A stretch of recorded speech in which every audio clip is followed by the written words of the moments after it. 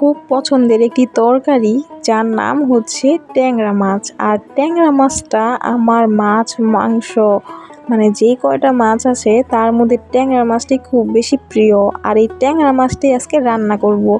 তো প্রথমে হচ্ছে মাছগুলা ভালো মতো পরিষ্কার করে ধুয়ে হলুদ এবং লবণ মাখিয়ে ভালো মতো ভেজে নিলাম।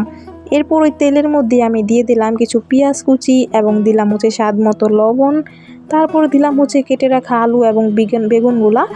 তো দিয়ে ভালো মতো এখন একটু ভেজে নিব যেন আলুটা সিদ্ধ হয়ে যায়। সাথে কিন্তু আমি কিছু আস্ত কাঁচামরিচও দিয়ে দিয়েছিলাম, কারণ কাঁচামরিচের স্মেলটা এবং ঝালটা আমাদের সবারই খুব প্রিয়। তো আলুগুলা এবং বেগুনগুলাও কিন্তু সিদ্ধ হয়ে গিয়েছে। এখন আমি দিয়ে দিলাম হচ্ছে হলুদের গুঁড়া এবং মরিচের গুঁড়া এবং সাথে সাথে একটু গরম জল দিয়ে দিয়েছি, ভালো মতো আর কি কষিয়ে নিব। তো ভালো মতো কষানো হয়ে গেলে এরপর আমি ঝোলের জন্য জল দিয়ে ভেজে রাখা মাছগুলা দিয়ে দিলাম। এখন ভালো মতো হচ্ছে ঝোলটা শুকিয়ে গেলেই নামিয়ে নিব। আর এই তরকারিটা কিন্তু একটু মাখো মাখোই রান্না করব। তো দেখেন রান্নাটা কিন্তু হয়ে গিয়েছে আর আমি এখনই নামিয়ে নিব। তো এই পর্যন্তই ছিল আজকের রেসিপিটা, খুব বেশি মজাদার।